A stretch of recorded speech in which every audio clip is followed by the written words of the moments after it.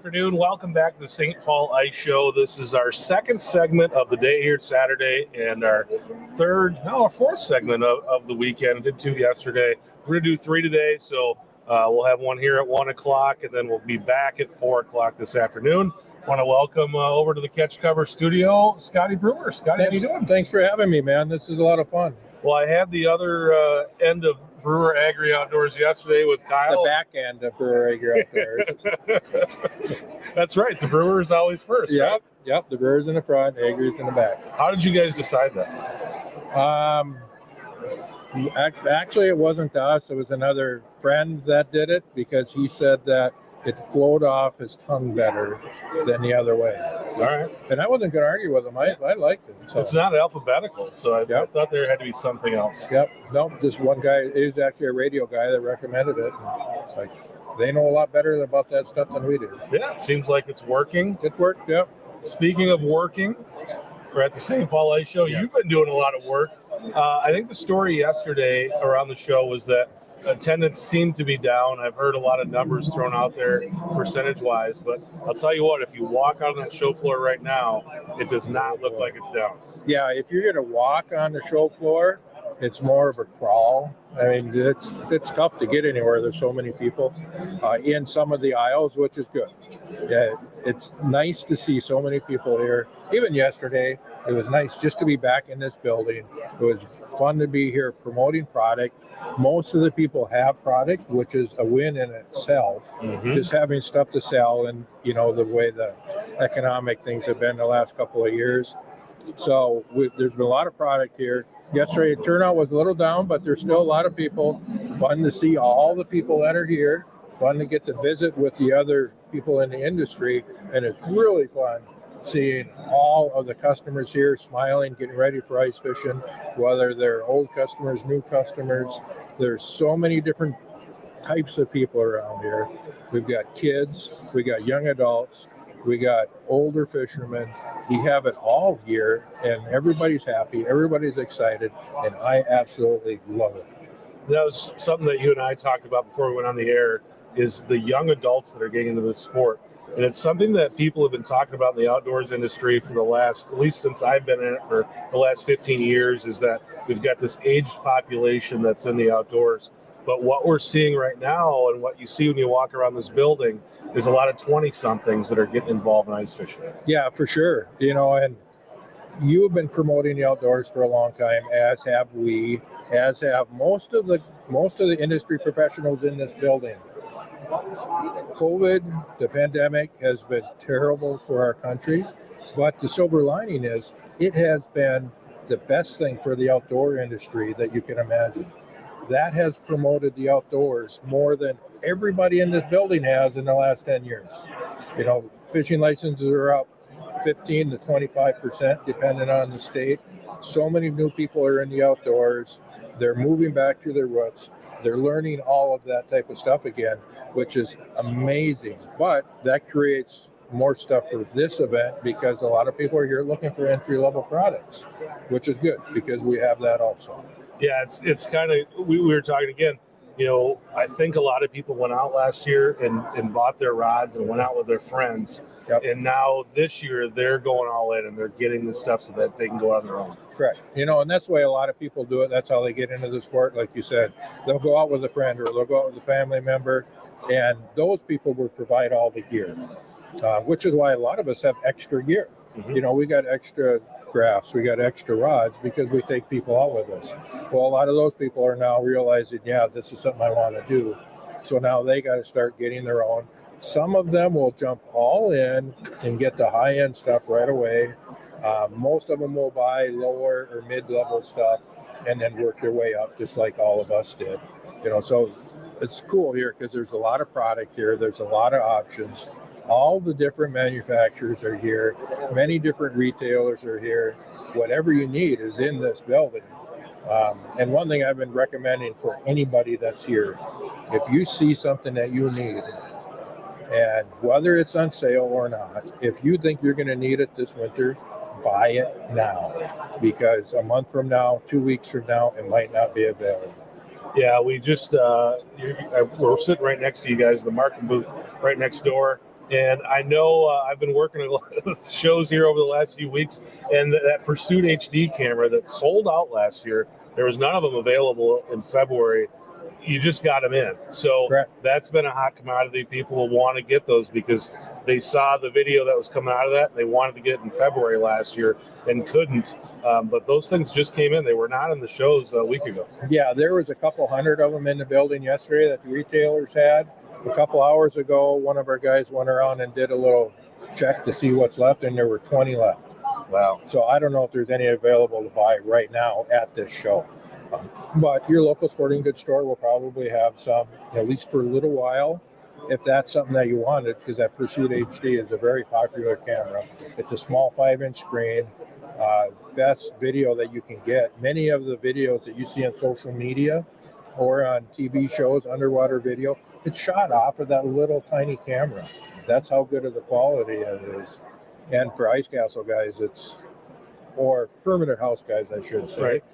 It's perfect because you can hook it right up to your TV, and then you got it on your 40-inch TV in your house. Yeah, that's been amazing to me too. We talk about all the entry-level anglers that are in the sport right now and getting started. But I'll tell you what, I've been working these shows, and it seems like every person that comes up to me says, what's the best camera for my fish house? Yeah. And those are not entry-level people. Those are people who have been around, but they are reinvesting in what they're doing. Yep. There's a lot of that, and there's so many different types of people here, what level they're at in fishing. And it's kind of fun when somebody comes up to a booth and they start talking to you. First thing you need to figure out is where they're at in their fishing career, fishing prowess. Are they entry level? Are they working their way up, so that you know what it is that they're looking for? Yeah, tell me a little bit about that. Someone comes up and they're just getting started, and obviously you're working in the MarCum booth this weekend. What are you telling them? What kind of advice would you give people that are just kind of getting started? Yeah, the first thing I will ask them if they're looking at a camera or if they're looking at a sonar unit. If it's a sonar unit, the flashers, which have been around for years, they're generally a little bit more inexpensive. They're very durable, very easy to run. They're great for entry level, but they do have some that will advance in features, have better features. Those are mid-level or advanced level. Some guys never want to go to a flat screen. They want to have that round flasher dial. So you load them up with features and they're happy. Other guys want to go to the flat screens. The advantage of flat screens, they're customizable. You can get them with mapping. There's a lot of different things you can do there. So it really depends on where they're at. If they're just starting out, they can get an M1 or M3 flasher. If they're advanced, if they already have those and they want to move to a flat screen, then the MX7, which came out last year with GPS, that's been a very popular unit also. Something that's kind of going industry-wide, especially in the MarCum booth, every one of our flashers, except for the M1, has a lithium battery in it. Lithium battery technology has taken off so much, and MarCum has done a lot. All of our units have our batteries in them, and we sell our batteries for other units also. But that MarCum group battery is getting to be a staple for any type of ice electronics. What is it for people who don't know about the lithium battery? What are the advantages that go into lithium? Basically, probably three main advantages. One is it's about half the weight. It's much lighter. They will give you more run time, and they will give you more charge cycles. So not only is the battery lighter, it'll last longer when you're out fishing, and it'll get you out fishing more times than the others will. You brought up the MX7 and having the GPS capabilities. I think for years, people are used to seeing that flasher. There's still tons of people using the flasher style sonars. But to go to something with the digital screen and having the GPS capabilities, where does that come into play? Why do you feel like that is something that somebody should go with when you recommend that to someone? Well, for the GPS one, especially for the MX, if you want that, you need to be able to. So they run off of an avionics chip, just like what we have in our boat. Very few boats right now will not have some type of a mapping unit on it. It's just the wave of the future. If you're the type of guy that you go out to your lake, you don't need to know spots because you already know that. You don't necessarily need that. But if you're traveling around different lakes that shows you that structure, shows you where you're at. It really helps you narrow down where you want to fish based on the structure. Then you use your underwater camera or your sonar to nail down where the fish are on that structure. So it's all a part of that system, especially if you're fishing lakes that you're not very familiar with. But those flashers, and that's a question I was going to ask you. Okay. Something I want to know, and you talk to people and they say, flashers are dead technology. They're going away. We don't want to do anything with that because they're going away. Do you think a flasher will ever go away? Do you think people will only have flat screens 10 years from now? I don't think so. I mean, I think it's one of those things that, a lot of people grow up with it. They see it. And I think the cost too. I mean, that's one of the things that MarCum has done with the M1 this year, has got it to a price point. Really, you'll find it on this show. In this show right now, I saw it in Ice Fishing Minnesota. Someone bought one for $249. Yep. And if you go on Ice Fishing Minnesota, there's plenty of people out there trying to sell used flashers for almost that price. Correct. So you can get a brand new flasher at that price and be out there ice fishing. And I think that's pretty appealing to a lot of people. And maybe brand new flasher with zoom. With zoom, correct. Because the M1 is the only entry level flasher that has zoom in it. Most companies, you're halfway up their ladder before you get zoom. So an entry level flasher with zoom for $250 is crazy good. And for that reason, I think, like you said, I really believe that flashers will be around for a long time. Yep. Yes, the flat screen mapping units or camera combination units or all of the forward-facing sonars out there, they will all be a part of somebody's arsenal, but you will always have those flashers. Yep. And that's, I fish with some people who have the forward-facing stuff, and, I don't own one, but I see people who do, and I think that they're great tools for finding fish. Right. But what I typically see is they find the fish with that, and then once they get where they want to go, they put the regular sonar in the hole, because I've found that it's difficult to fish, especially if you're fishing for, I fish for a lot of crappies and bluegills, those types of things.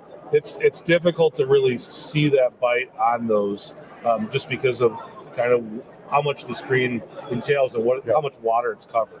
Yeah, I agree. And I there's a lot of guys that's what, and these are the same guys that will say, yeah, flasher technology is dead. We don't want flashers, but then they still go out and use them. And there's a reason for that. They'll never go away. So if you're getting into the sport and you go, okay, I should probably get an M1 or M3 to get started, but I don't want to buy something that's going to be obsolete. They're never going to be obsolete, in my opinion. Right. They will never be obsolete. Yeah, I have some of both in my arsenal as well. I've got the digital, I've got the analog, and some days one is better than the other. You just kind of go with what you feel like you're fishing with every day. And the other thing is, and we've had a lot of guys like yourself here this weekend that tell you, sometimes I just like to fish this way, or sometimes I like to do that. And this is my thing, but sometimes I like to go and do this just to get that kind of feel to it. So, and everybody has their own way of fishing, what they enjoy, what they like. And that's why we go fishing, because we like to do this or we like to do that. We want to enjoy ourselves. And we tend to go back to that time and time again. Same thing with open water. If you're, most people will have their own preferred technique. I like back trolling with Lindy rigs. I love doing that. If I can do that and catch fish, I'm going to do that. Whether or not the weather conditions are perfect for it or whatever, that's what I like to do. And that doesn't mean I won't do other stuff, because I do other stuff too, but I always tend to gravitate to that. And it's the same with ice fishing. There's a lot of people. The interesting thing about ice fishing, there are so many ways to ice fish. Ice fishing is something different to so many different people. You talk to some guys that'll go out and they think that ice fishing is camping on the ice. You might put a line down, might not. You'll have a couple of adult beverages and hang out, and that's ice fishing. Other people think that you need to go out, drill holes all day until you find fish, and sit there and keep going. And then there's everybody in between. Some people, it's go out with a hand auger, drill a hole at their family cabin, drop a line down off of an old fishing rod, fish for a couple hours, and that's ice fishing to them.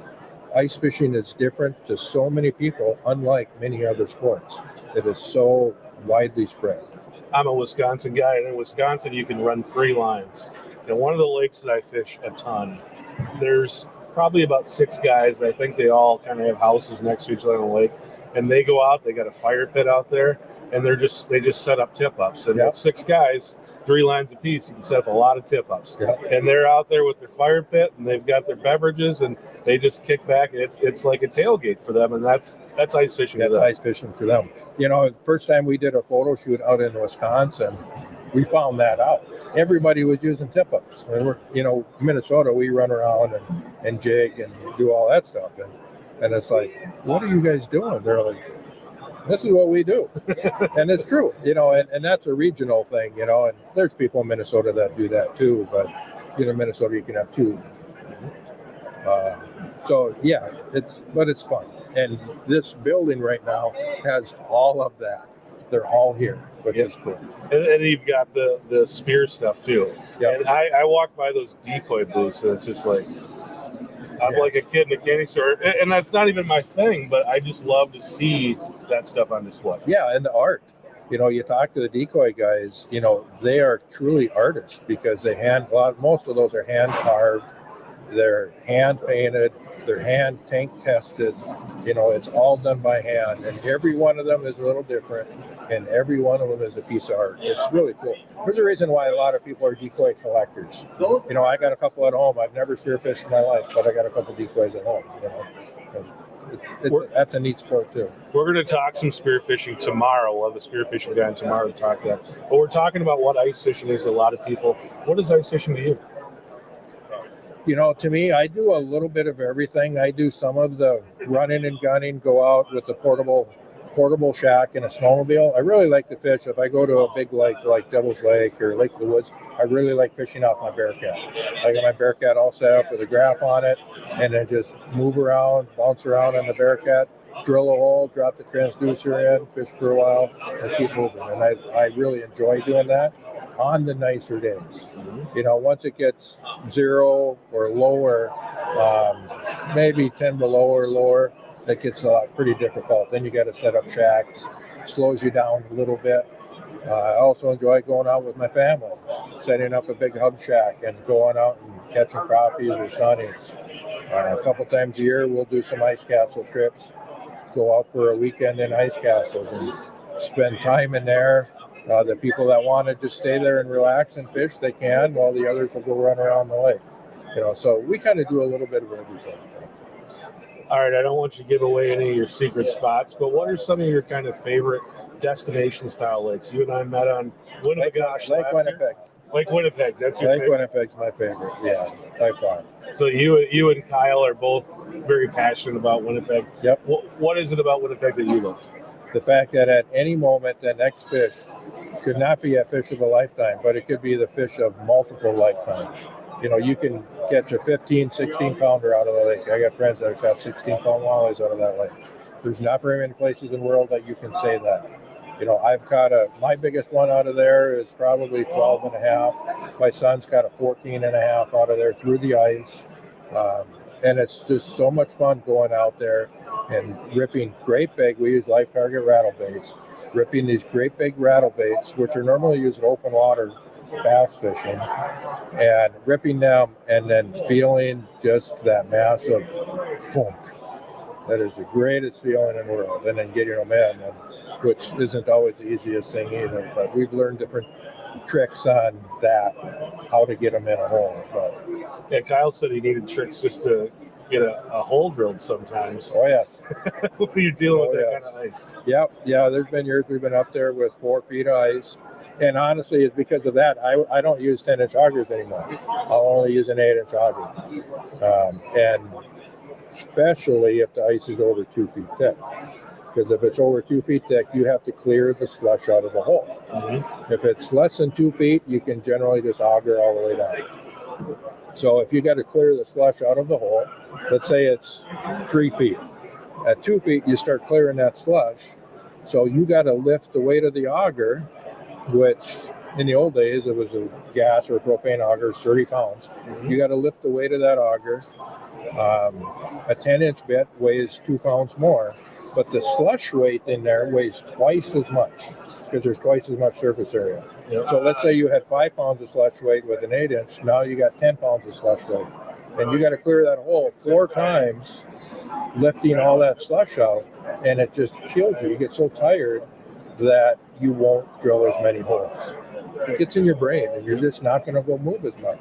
If you don't move as much, you won't catch as many fish. So once I switched to an 8-inch, I believe I actually caught a lot more fish using an 8-inch because I was able to move a lot more. I never got tired drilling holes. And for me, the 8-inch is great. We're visiting with Scotty Brewer here at the St. Paul Ice Fishing Show. And Scotty, you've been in this industry for a long time. You've been out doing this thing. And, you know, I was at the Shield show here a few weeks ago and got to meet your son and spent the weekend with him. We were both working the show all weekend long. And you've brought up your son a few different times. What does it mean to you for him to kind of follow in your footsteps and do the things that you've done and now you see him do it? Yeah, I think it's really cool that he's watched and seen what I do and wants to do some of it. And even cooler yet is a lot of the stuff he does, he's way better at it than I am. You know, he's a great salesman, just with his personality and his background, working in restaurants. He used to manage a restaurant for a while. So with that background, he's very much a people person. And events like this, he's a rock star, which is nice to see him do that kind of stuff. I really enjoy it. But it's nice to know that, just like if you're going on a fishing trip, you know, your best fishing trips are with your kids or your family. So coming here, it just makes it that much better. It makes this more enjoyable knowing that you're here with family, and the fact that he's doing this stuff and probably will long after I'm gone. I think that's pretty cool. Yeah, I was very impressed with him a few weeks ago, just how he worked with people and explained everything to them. And it was really fun to watch him kind of work his craft and do his thing. And that's what I think people don't realize, is that there is a craft to doing what you're doing here, and helping it. And like you say, you got to find out what's the right thing for that person. I mean, we can all sit here and try to sell something to somebody, but if it's not the right thing for them, it doesn't make sense for anybody. Correct. You know, and all the people in this building that are good, the industry people, the people that are working at this show, all the people that are very good at it, and most of them that have been doing it for a long time, they work at it and plan it, but a lot of it comes natural. They do it because they love it. If they didn't love doing it, they wouldn't be here. They wouldn't be here for their 10th show if they didn't love being here and doing it. If they didn't love talking fishing. If when they didn't see a kid come by that they didn't smile and go give them knuckles or something. You know, that's why we're here, because we love the sport so much that we love seeing people here, and that shows. They can see that. And then those are the ones that do well in this type of a business, because it's about personalities, it's about people, getting to know people. And if you love it, that shows. So most of these people here, they love what they do because they love the sport of fishing. They love the outdoors. They love promoting it, as you do, as I do. And that's why it's so much fun coming here, because you get to hang out with all these people that are just like us. Yeah, it's like a family reunion. You show up here. Yes, very much so. Hang out with the people that you love to hang out with. And it's been weird because we didn't have the show last year. And, of course, a lot of us were ice fishing on the ice together and doing those types of things. But being in this atmosphere and doing this is a big thing. But, listen, it's December 4th. And we got ice coming up. I know it's probably up in your neck. We have ice in our area, yep. What are you looking forward to this year? I know you love Winnipeg, but what else do you got on tap for this year? Really, the only trips that we have planned currently is, so we're here this weekend. Next weekend, we're in Fargo at the Fargo Ice Show. The weekend after, we're going to get out on the ice some. I know we're doing one trip up to Red Lake Nation, to trout fish up on Red Lake Nation. I believe that's the 20th.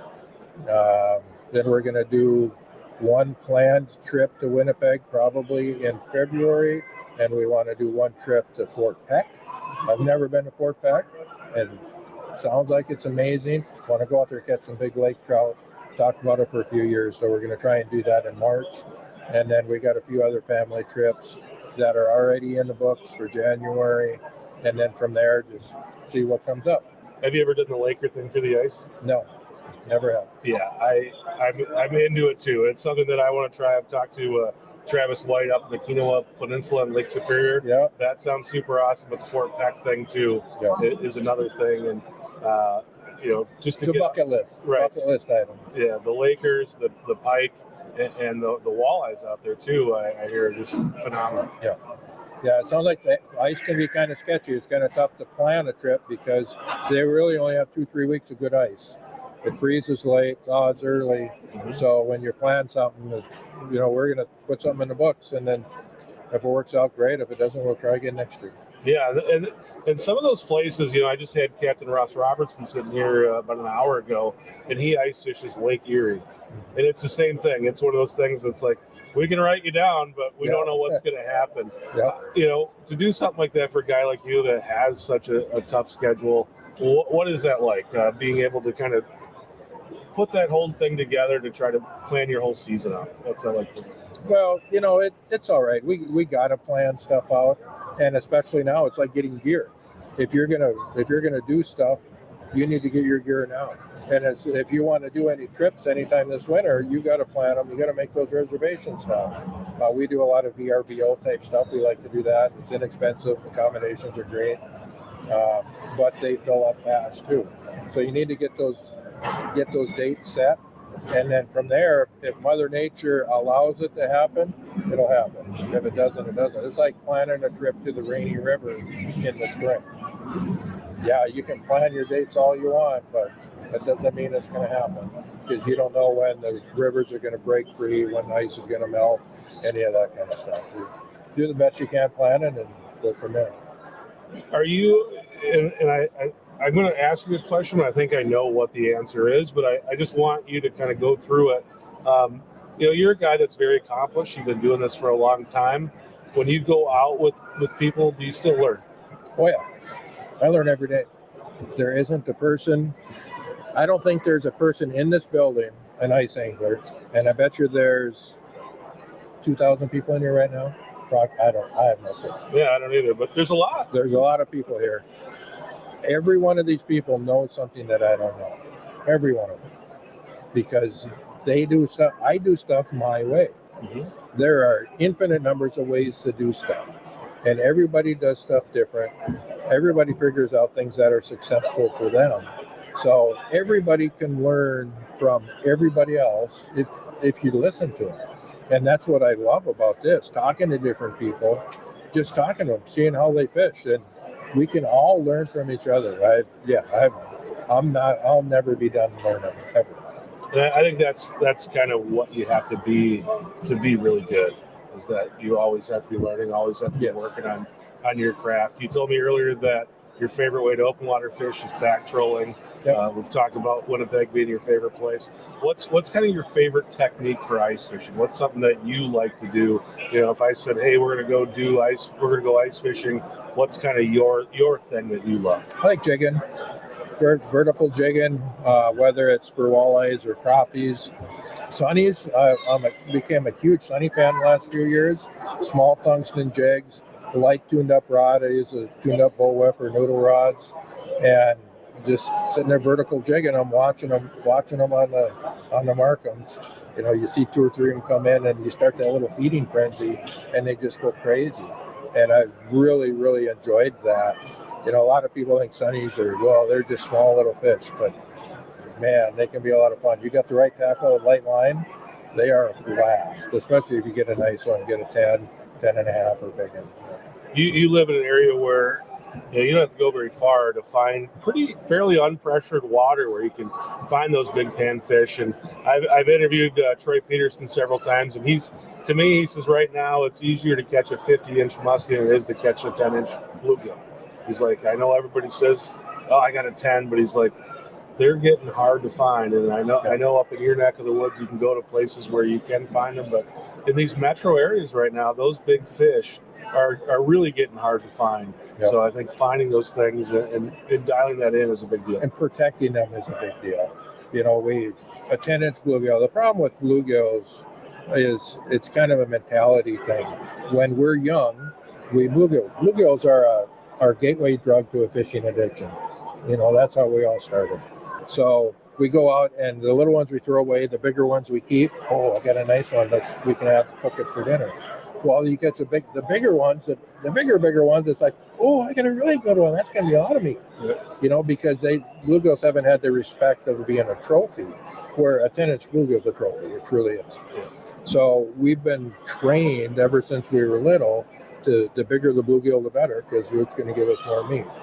And we need to start untraining that, where all bluegills between, keep the 8 to 9 inches, which is generally, if I go out gill fishing in the summer, I'll come home with a limit of gills that we'll fry up for dinner, but they'll all be between 8 and 9. I try not to keep anything over 9. You might catch a 10, you might catch a 10 and a half, and you let them go. You catch a 9 and a half, and let them go. If you keep all the 9 and a half, you'll never have 10s. So, and the state is working on it. They're working on bluegill regulations. I've had some pretty good discussions with some DNR managers, and they said that they're not ready. Anglers are not ready to start measuring bluegills. Have measurement limits on bluegills. Like with walleyes, you can have so many over whatever inches. They said anglers are not ready for that yet. Maybe they will be, but they're starting to reduce the limit a little bit. And with us out there promoting, getting everybody out there promoting, you catch those big bluegills, let them go. Yeah. And I think that it's something that definitely the DNRs are working on. In Minnesota, they just dropped a bunch of lakes throughout the state down to a 5-fish limit, which I think is a really good idea. But I think another thing, and it's something that we talked about with a couple other guys here this weekend, that, hey, if you go on that lake and the limit's 25, it doesn't mean that you have to keep 25. And I do that with my son a lot. One of our favorite lakes is a 25-fish lake. And I mean, you could easily go out there and come home with 50 fish, the two of us. Yep. But, we like to come home with about 20. Yeah. And that's and if it's number. With bluegills, you don't want to clean more than 20 anyway, because you'll be there all day. It takes a while, but they're fun. If you can eat them that night, if you got 4 or 5 people in your family and you're going to eat them that night, go ahead and take them. Take the smaller ones. Yep. As long as, and it depends on the lake too. A lot of lakes, if your lake isn't a good bluegill lake and you just happen to get on a school of them, you might want to let some of those go, or let more of them go than you would in a lake that's well known for a lot of fish. And really, you said you like to keep it at 8 to 9. On a lot of these metro lakes, if you catch an 8 to 9 inch bluegill, like that's as big as you're going to find them in that lake. A lot of times, it's hard to find anything more than that. And I find myself fishing the metro. We're bringing home 7 to 8s, and there's nothing wrong with that either. And that's something people have to understand that even those fish. They give you a great fillet that's not super thick. It fries up really nice. Yep. And really, my kids kind of prefer those smaller fish because you get a crispier fillet. You don't have this big chunk of meat. So that's something to think about. Yeah, they make nice little fish chips. Exactly. That's exactly how they come out. It was more like chips. Scotty, is there anything else that you wanted to talk about? I know we've had a good conversation here. There's something that you wanted to talk about that we didn't get to. Not really. Just everybody be safe on the ice. That's with social media, we see guys out on the ice. One thing I would like everybody to do, don't ever take your buddy's advice as to ice thickness. Don't ever drive by a lake and see 3 4-wheelers out in the middle of the lake and assume that the ice is okay. You need to check your ice every time yourself. Go out and check it. Because if you see somebody out on the lake, you don't know how they got out there. They may have came from a different way, or they may be risking their life by being out there. Yeah. You don't want to risk your life just because you've seen that. So always take ice safety into your own. It's up to you. It's literally up to you. Check your own ice every time you go out. Yeah, and I think that it's important to talk about how you do that. And I think that you also work with the guys at Eskimo and the float suits and all that kind of stuff. How should people, especially with all these new people getting into it, how do you check for ice? How do you go about doing it? Early ice, you take a spud bar out there with you and chip the ice as you go. If you're taking four-wheelers, if it's thick enough for a four-wheeler, by then you're probably drill a hole, check it every 30 feet or so. Check to see what the ice thickness is as you go out. That first time at least. From there, if the ice is getting thicker, then you're probably okay. But depending on your mode of transportation will depend on what you're going to use to check the ice with. Make sure you always have ice picks with, no matter what time of season it is, early or late. And float suits, we highly recommend float suits. Float suits have become so comfortable, they became inexpensive. I honestly have no idea why anybody would not buy a float suit. If you're buying a suit right now, why you wouldn't buy a float suit? Because you put them on, you don't know that they're float suits, but they are. It's a level of safety that you can have for free, so why not buy it? Yeah, for sure. Mine feels exactly like it's just like a really warm parka.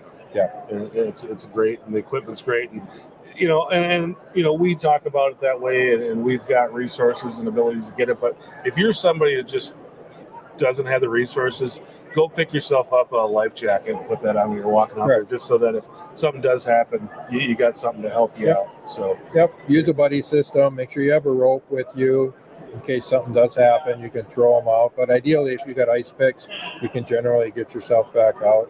And very important is if you ever do fall through, just stay calm.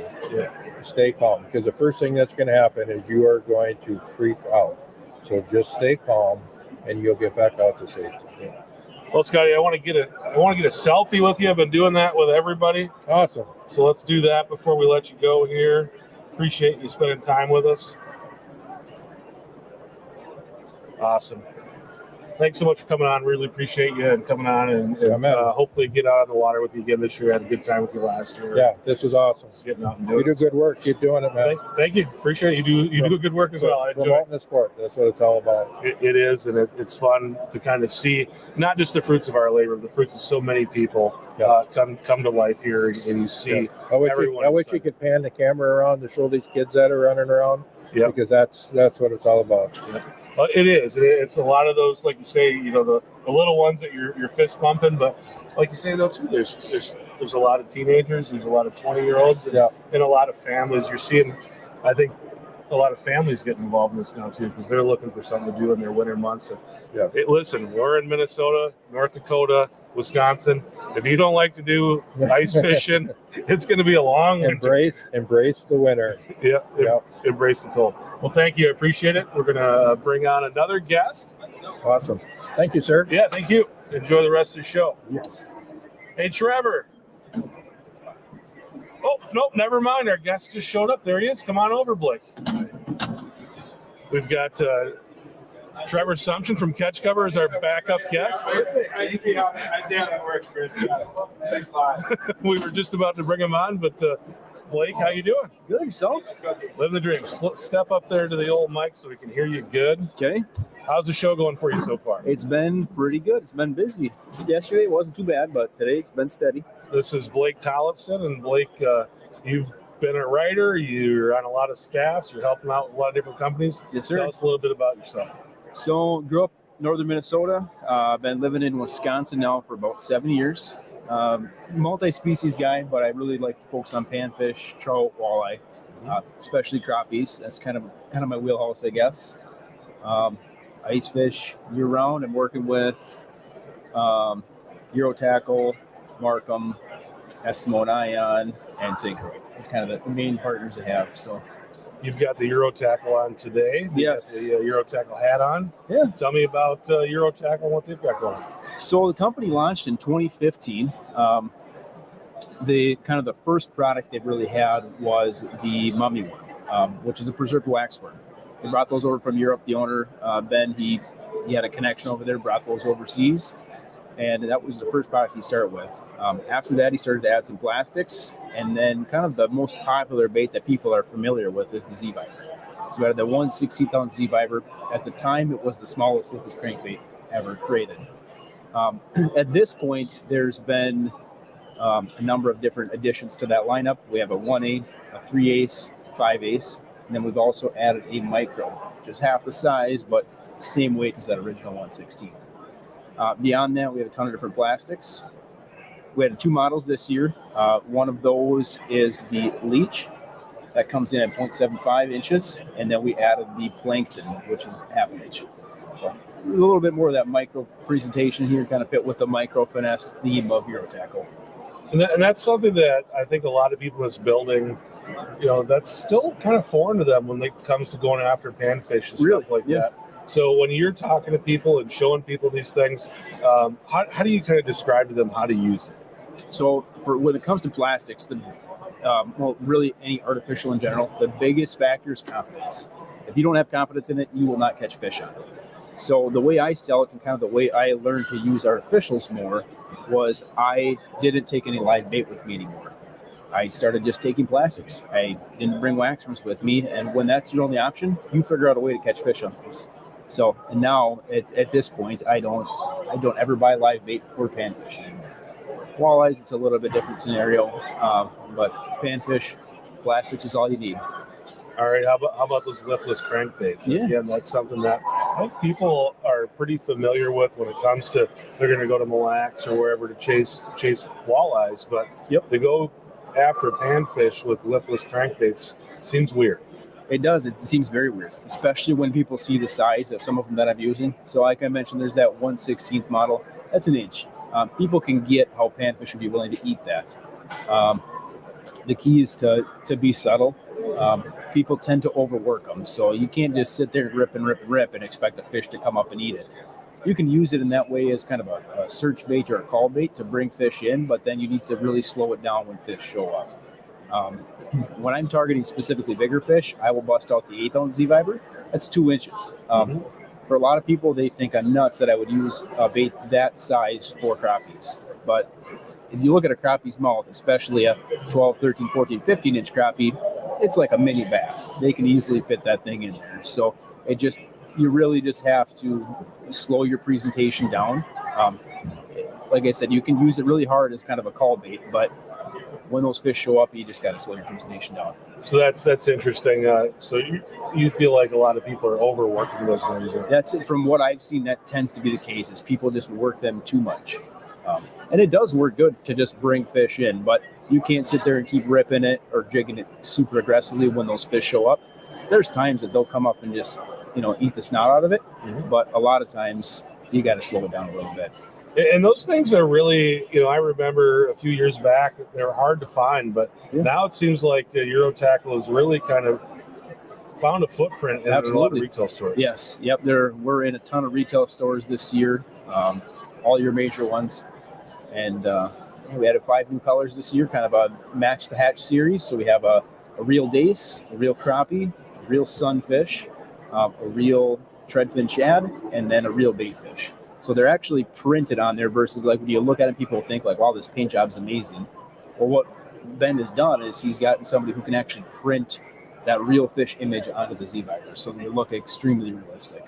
So when someone's sitting there at their favorite retailer and they've got that sitting in front of them, obviously, I think you and Ben would love it if just everyone just grabbed one of each, or maybe 2 or 3 of each. Yeah. But how does someone go about picking that out? If they want to start kind of building their tackle box, building that collection of those types of baits, how do they go about picking those up? So it really depends on a couple of things. First, what size fish you're targeting. If you have a wide range, if you have everything from, your 8, 9, 10 inch crappies to that stuff in that 15 inch range, I would grab some of the smaller ones, the 1/16, and then I would make sure I'm also getting some of the 1/8. If it's strictly smaller fish that you have in your neck of the woods, that micro, which is still 1/16, but it's only half an inch, and then that original 1/16 inch Z-Viber. That's kind of where I'd start. In terms of colors, that's kind of dependent on your water clarity. So that clear stuff, that's where I would go to a more natural presentation, something more realistic. So I might grab one of those new ones I just mentioned. If I'm fishing in really stained water, I want something loud, obnoxious colored, like maybe it's a chartreuse or a fire tiger, something that's going to help them see it from further away. All right, how about plastics? Now, plastics, it seems like you go to your favorite retailer and you look at them and there's feels like you're almost at a toy store. There's just so many different looks to them and colors and all that stuff. When people come to the booth and they're asking about what kind of they want to get started in plastics, start using those, what do you kind of recommend there? So it's a similar approach to the hard bait side. What I like to look for, water clarity. So that dictates what color I'm going to pick. For just kind of an all-around black, white, red, those are kind of my go-tos for any water clarity. They fit the natural side, but they also stick out with a more stained body of water. But when it comes to stained body of water, I want those bright, gaudy things. That's my chartreuses and my pinks. And then in my super clear lakes, it's going to be more natural stuff, the green pumpkins. When it comes to profile choice, that's also going to depend, am I targeting bluegills? Am I targeting crappies? Am I targeting perch? My favorite kind of all-around one is a bloodworm. Everything eats a bloodworm. You fish any basin-oriented situation, a lot of times those fish are going to be coughing up bloodworms. So that's a great kind of all-around, all-over-the-place one. Okay. Yep. So the bloodworm's kind of the one, if somebody's going to buy one pack. That's my choice. Yes, that would definitely be my choice. I think other people would maybe lean on our Gamma Scud, or maybe one of the newer options with the little panfish leech. I like that one a lot. That's probably my second go-to. All right. So that bloodworm is kind of the go-to anything. Yep.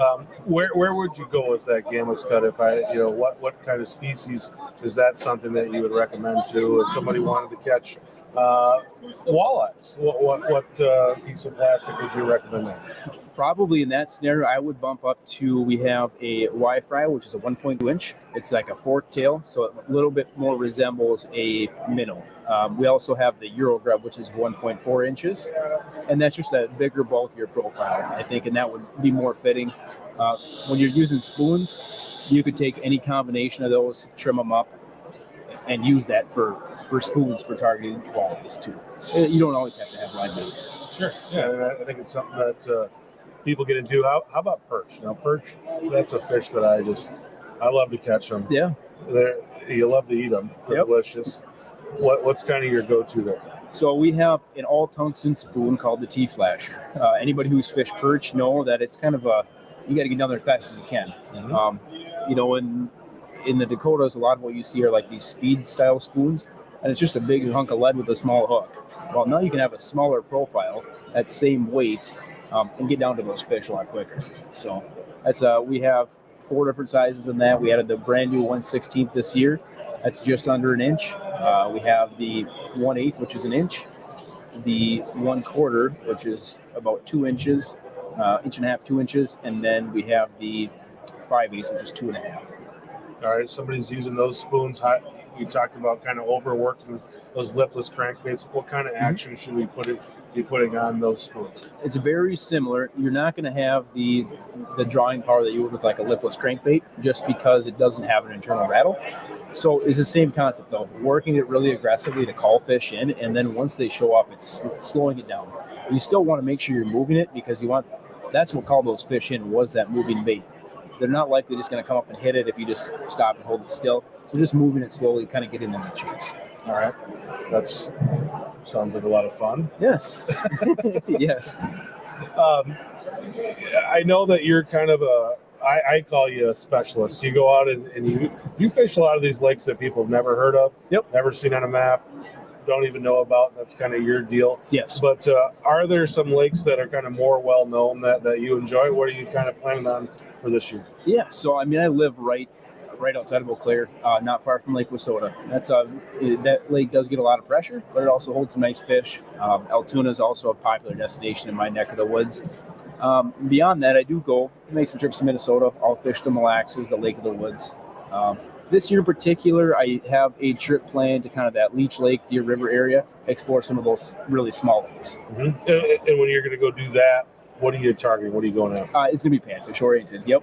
Yep. And one of the cool things that I keep an eye on your Instagram, and yep, Blake catches a lot of big fish in a lot of places that you wouldn't find big fish.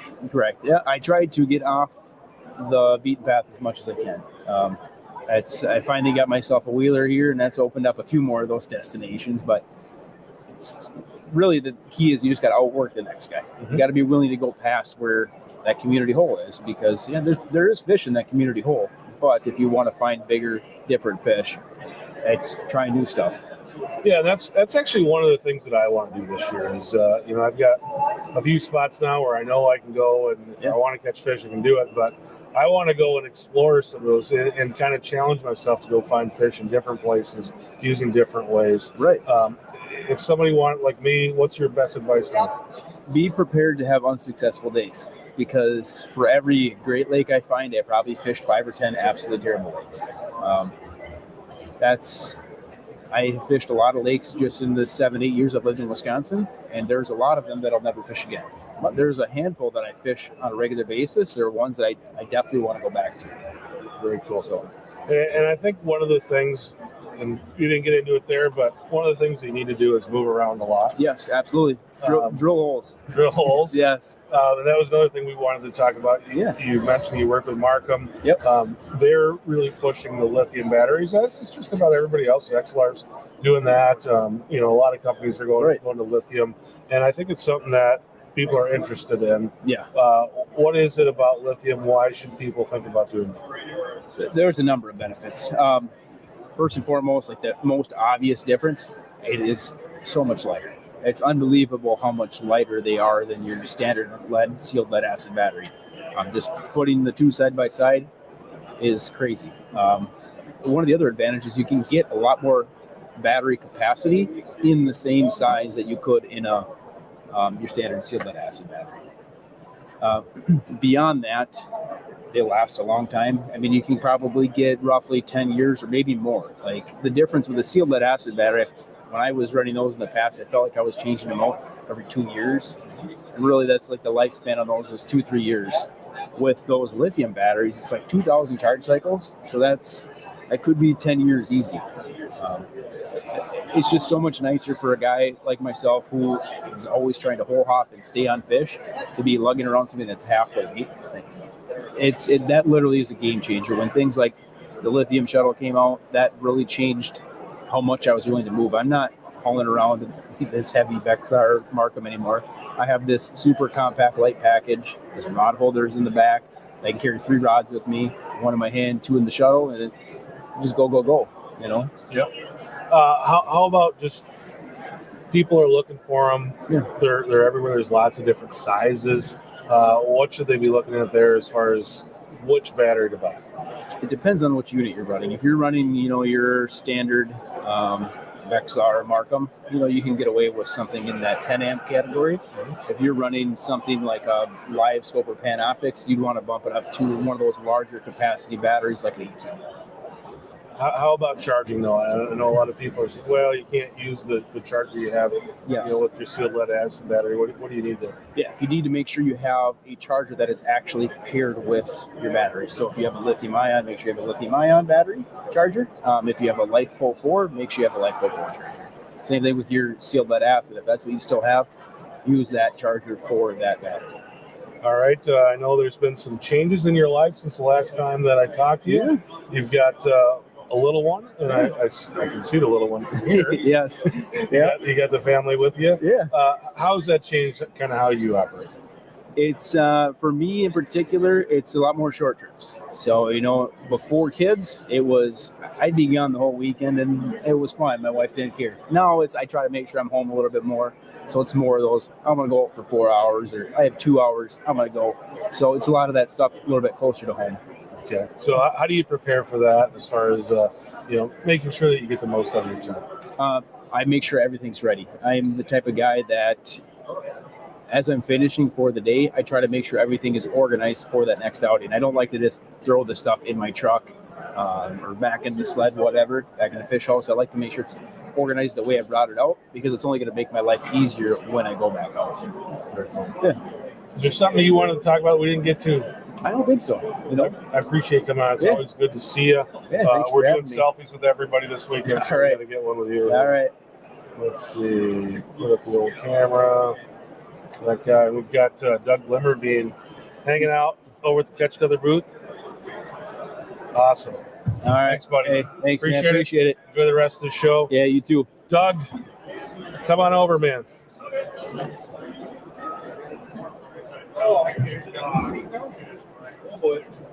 Looks like Doug's got a heavy backpack. It's It's mainly just all shirt. All shirts. I got a jacket in there, so All right. You took it off like it was like rocks in there. it's heavy after wearing it for a while. I'll tell you that much. All right, we've got Doug Glimmerveen from the Smackdown Outdoors Podcast, and we've had you on a couple times. Yeah, appreciate But that. you're walking around the show, and I'm always looking to bring you on and kind of see what's new with you. Man, I tell you, first and foremost, it's glad to be back here. I'm glad to be back to these shows, seeing people, talking with people, actually putting faces to, Facebook profile pictures and whatnot. But for me, it's the podcast. We just, did the virtual show. That was a huge success. I thank for everybody that came out to watch that, and for you joining us and your whole crew. But it's been just nonstop this year with the podcast. I've got some other things in the works, so it's going to get busy. And I've actually decided now to just go all virtual guests, so I can change some things around and just put out more content.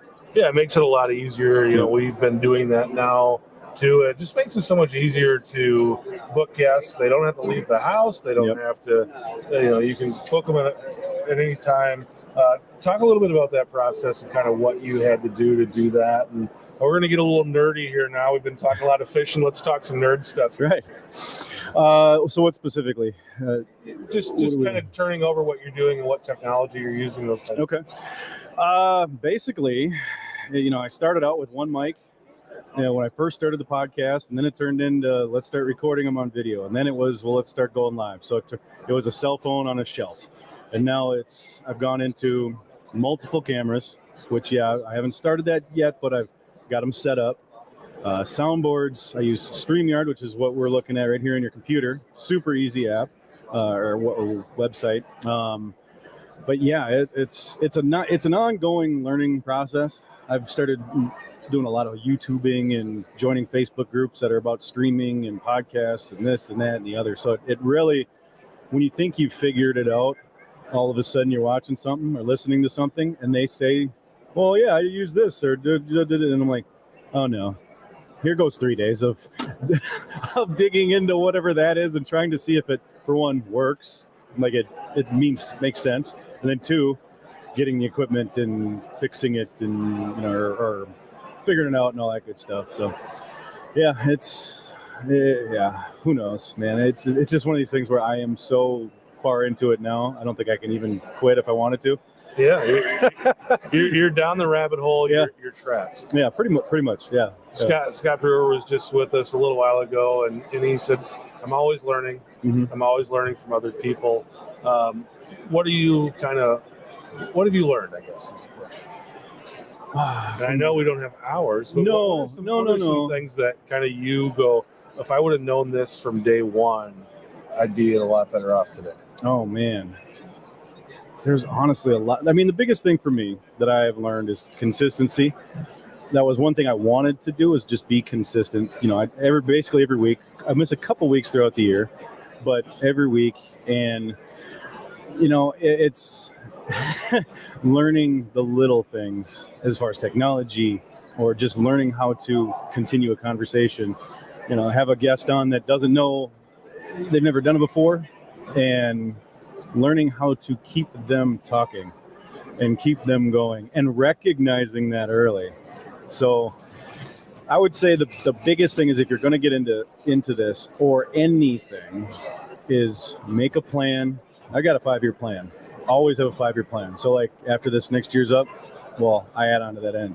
So always make a plan, stick to it, and no matter how bad you think your numbers are or how good your numbers are, there's always somebody worse. There's always somebody better. Do you, stick to you, be authentic, and just be consistent. And, you might not have 10,000 listens an episode. You might have 200, you might have 50.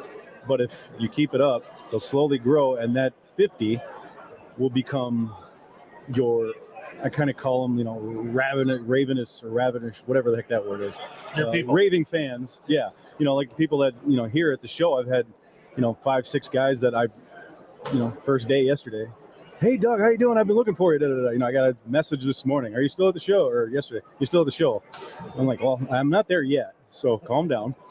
So no matter how big or small your fan base is, just be happy that, you have a fan base. And, I try not to call them fans, but it is, yeah.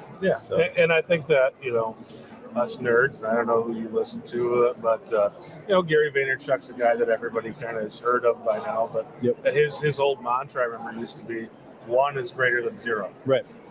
And if you build it one at a time, it may seem like a long time. But like you say, if you're doing that consistent thing and you're building it slowly, you're still building. Yep, exactly. Yeah, I mean, I've been doing this. November 5th of 2018 was the very first episode. And I'm still not to where I would hope to be, but I'm slowly growing to get there. And to come here and to be able to talk to guys, that's one thing too, is that doing this in the fishing and hunting industry, I'm meeting people. Now I can give you a shout and go, hey, you want to be on the show?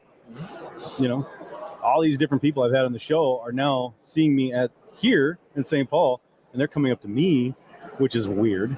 I'm not a big one for like getting gifts and having people recognize me. It weirds me out. But to have some of these guys come up and go, hey, Doug, how's the show going, and blah blah blah, and just a lot of these people too are just normal dudes. I mean, 99% of the people that you think are these big time famous people, they're just normal fishermen, man. Yeah. They just happen to work for a company that puts their picture on a box and you see it in the store. Yeah, it is funny, and it's amazing.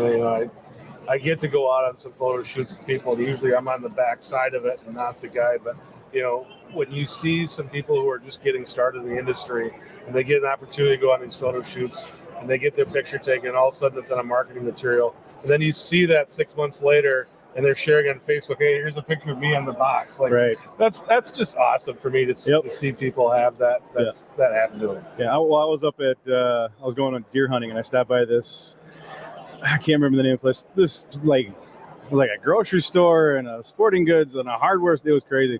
And I'm going through and I see an Eskimo box with Will Pappenfuss on it. So I take a picture, I send it to him, and I'm like, I don't know who this guy is, because he's had a big weight loss since that picture was taken. I'm like, I'm not sure who this guy is, but and so yeah, it's I haven't had it happen yet, but yeah, it's the fishing community is super small, and there's just a bunch of good dudes in it, and I'm happy to be part of it, honestly. Yeah, it's one of those things, and I've been doing, I think this is my 6th consumer show this year, so you're traveling and you go to these places, you see the same people over and over again. And it's like, yeah, that guy works for a competitor, but listen, I'm going to have to see him in a bar tonight. So it's like, we all, I always tell people, we all drink from the same bowl. I mean, we got to be friendly with each other, even if maybe we're not, we're opposing each other trying to sell stuff. But the reality is we're going to spend a lot of time with each other over the next, thankfully show season's kind of wrapping up, but in October you say, hey, we're going to be spending a lot of time with each other for the next 6 months. 6 weeks, we better get along. 100%. I've talked about this many times on my show, and the people in the industry don't care what shirt you have on, what color house you're in. They don't care. Right. It's like the people on Facebook and whatnot that don't have any stake in the game per se. Yep. They buy things at full price, but they're the ones that are going, oh, this is the best and that's the best. Like, just get out and go fish. Sure. We don't care. Yeah. We really don't care. Well, one of the things you said early on is that sometimes you have to kind of recognize that some people maybe need some prompting and some help getting them going, and you've learned how to do that. What are some of the things that you've done if people are out here and they're thinking about starting a podcast? What are some things that you do to kind of help do that, to make people more comfortable, or at least just kind of help get them through the segment? I keep my show is very loose. We sit down and we just talk. That's all it is. There's a reason I'll have you in, right? Like, if you're a guide, I want to talk about where you're guiding and what fish you're going after. So I always try to go after what they really, really, really know about. So one, they eat up airtime because people aren't there to listen to me necessarily. They want to hear that person. And then after that, they're loosening up while they're talking about what they know. I mean, if I don't know you, and you ask me a question randomly, like, what's your favorite cereal? I'm like, well, what are you asking me that for? Right. Ask me about what I know. And as I'm talking, I'm loosening up and getting comfortable. And then after that, we can go into whatever else comes up. Yeah. I asked a guy at an interview earlier this week, he was on the road a lot. I'm like, what's kind of your favorite go-to, like, if I'm in this town, I always got to go to this place. It turns out the guy was like a health nut. Oh. He packs everything with him, and it's just so that one fell flat on its face. But See, now, that's the question I like to ask. I would have taken that and gone, okay, let's run through that.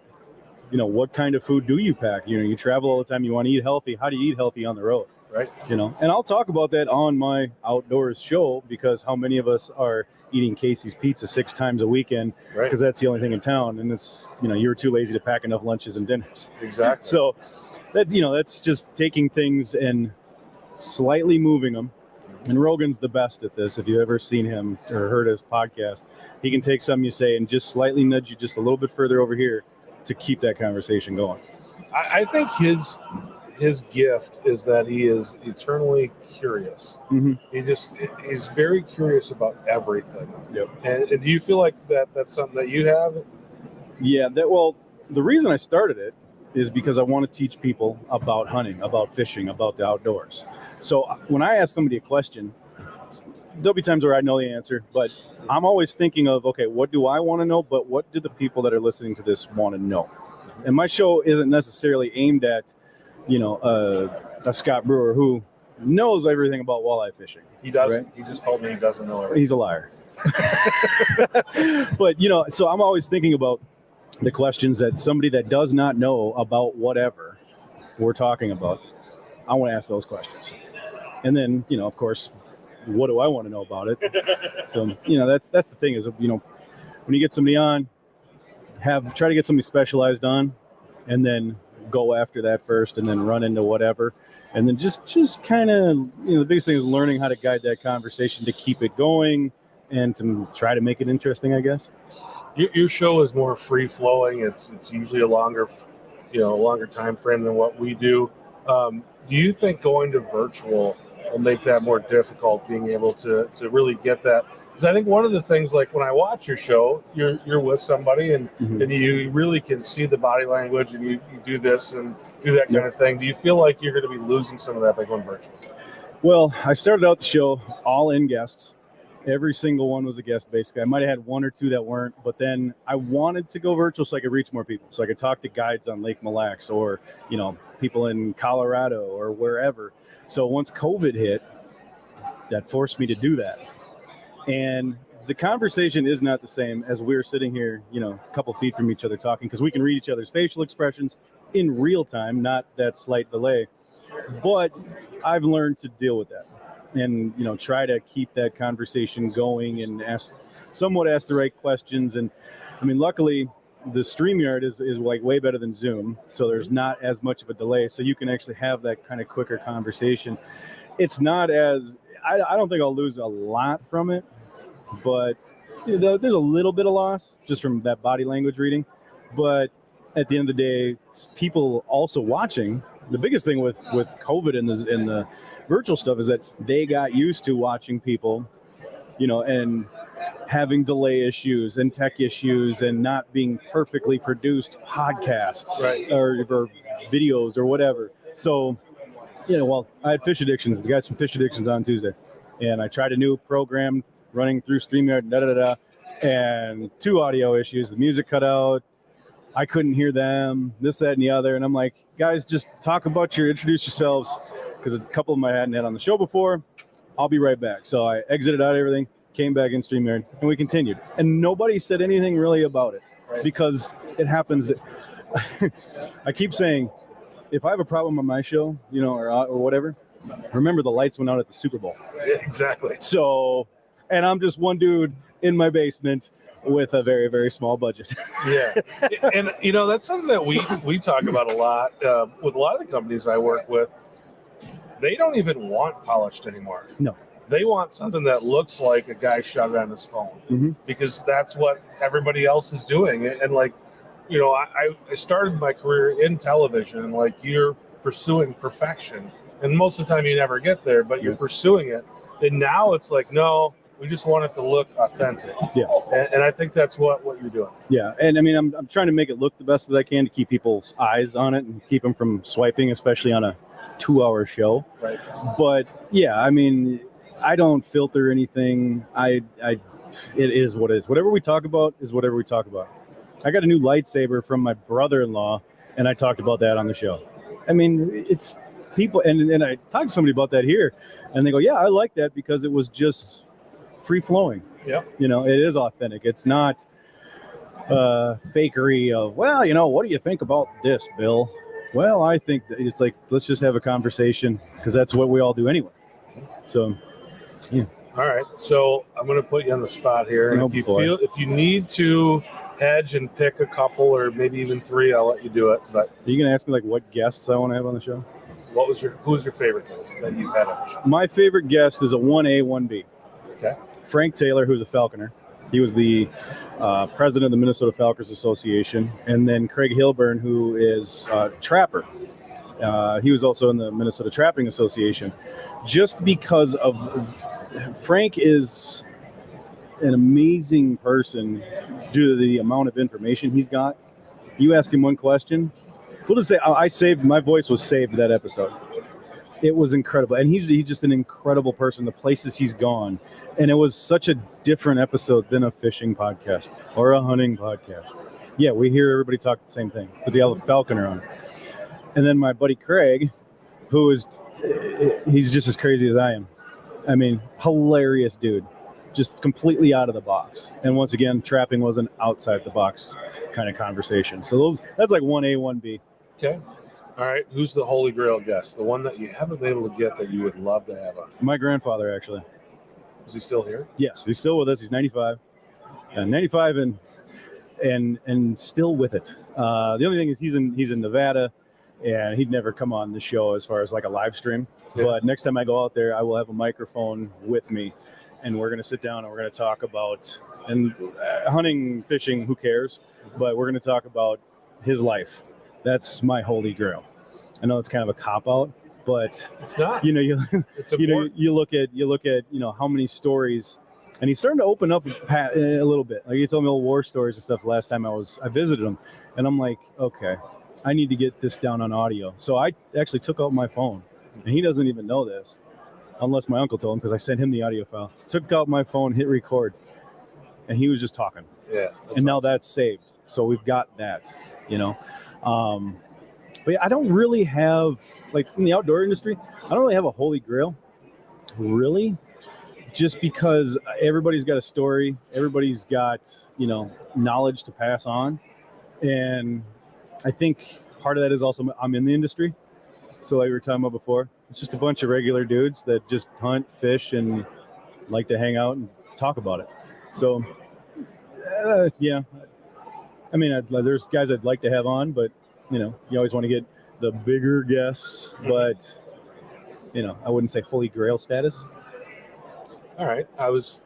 What I was asking was someone that you really want that maybe has been elusive for you. And I think the answer you gave is perfect. Yeah. You said at the beginning that you're going to look at doing some different things this year. Mm-hmm. What's on the horizon for Smackdown Outdoors? What are you kind of planning this year? What's that new thing? We're going all virtual guests for the time being, at least until a certain something seems to disappear. And also I'm looking at moving. So, so what I did is I changed my studio up a little bit to make it where I can actually do YouTube videos now and not have to move everything around in this one room, lighting and backdrops and whatnot. So going to do more on the YouTube channel as far as product reviews and talking techniques and this and that, the more YouTube videos.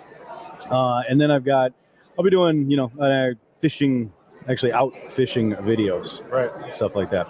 I got one idea for like a series, might change a little bit, but we'll see when. I'll hold all that off until I've actually got at least one episode done and I like it. Sure. So where can people find that if they want to kind of find that stuff and learn more about it? SmackDownOutdoors.com or just Smackdown Outdoors on YouTube, Facebook, all that good stuff. Is there something that you wanted to talk about that I didn't get to with you today? No, man. I mean, like I said, I'm just glad we're back at shows. Good to actually talk to people again in person, not necessarily through virtual stuff. Meeting people that listen and watch to the show is awesome. But yeah, it's just good to be back. It feels right. As weird as this show does kind of feel this year, it's not the same as it always been. but it just feels good to be back and have a good time looking at products and talking with people. It definitely today though has a different feel to it than yesterday. Yeah. Yesterday it did feel weird because the crowd was not here. Right. And today it feels like it is. I walked through the show a little while ago and there was a long line at the register. I'm like, didn't see that yesterday. The people that are here are buying. That is for sure. Not a lot of tire kickers. We might get a little bit of that come in an hour or so when people start coming over to the wild game. But yeah, people that are here, they all seem to be buying and they're having bags already. And so if you're selling something, I think you're having a good show for sure. That's good to hear because that's how we all, Yeah. We love to have more people in the ice fishing world just because it's nice to have more people interested and it helps the whole thing grow. But, you guys got to make a living too. And Right. in order to have good products, we got to have money injected into the industry. So that's good to have. Yeah, and everybody just be patient. Some companies still don't have the products to sell. I'm still waiting on one giant piece of equipment to come in, which I can't get yet because it's apparently just sitting in a yard somewhere, not being released. So be patient with the companies. Shipping time. Some companies I know I know one company, their entire shipping department got hit with COVID. Yeah. So they can't ship anything. Yep. So be patient. We'll get there. Ice, and be patient with the ice. Be safe. I'm pushing my schedule back because I figured we warmed up this week. Ice got thinner. Some lakes blew out again, and it can wait. The fish are just sitting in a bowl full of water. They're not going anywhere. Yeah, they'll be there. Yeah, they're not going anywhere. They're stuck. Awesome. Doug Glimmerveen from Smackdown Outdoors. Appreciate you coming on and really appreciate everything you're doing with that virtual show last year. That was something that was a big deal because this didn't exist last year and it was important to a lot of people. And I know this year with shows coming back, maybe it wasn't as big of a deal, but people were still excited about it. People were still talking about it. And everybody was really excited to still have the opportunity. Yeah. It did better than I expected. We moved it to the end of October so we wouldn't compete with any shows. It turns out we did compete with one that I didn't even know existed until there's a lot. I got a notice, and I'm like, oh, okay, whatever, doesn't matter. But yeah, we just want to be a preview to the shows, and that way you guys can kind of already make up your minds of I really want to go search that out. So when you come in, we're sitting here by or catch cover, right? Well, I've been looking for rattle reels. You guys come on, talk about rattle reels. You come over here. I want to talk about that one, or I want to see that one there in person instead of milling around the whole time, not knowing what you're looking for. Sure. So Very good. Thanks everybody for watching, and we will talk to you. We'll be back on the air at 4:00 this afternoon. Got another really great lineup of guests coming for you at 4:00. We'll talk to you then.